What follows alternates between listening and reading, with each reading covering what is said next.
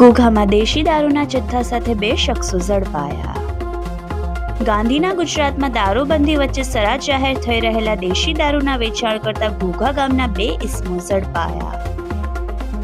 ઘોઘાના ખજુરિયા ચોક વિસ્તારમાં વેચાણ કરવા માટે લાવતા દેશી દારૂના જથ્થા સાથે 2 શખ્સો ઝડપાયા.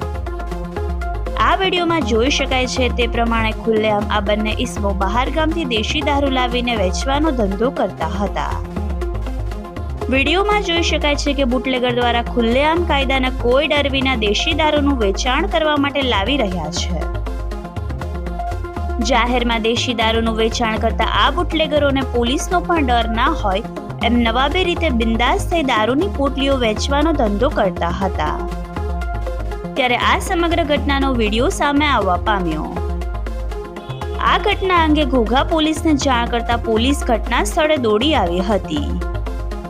પોલીસે ઘોઘાના ખજુરિયા ચોક વિસ્તારમાં રહેતા વિશાલ નરેશભાઈ જાદવ અને ધાર્મિક નરેશભાઈ જાદવ નામના બંને શખ્સોને ઝડપીને પોલીસ સ્ટેશન ખાતે લઈ જવામાં આવ્યા.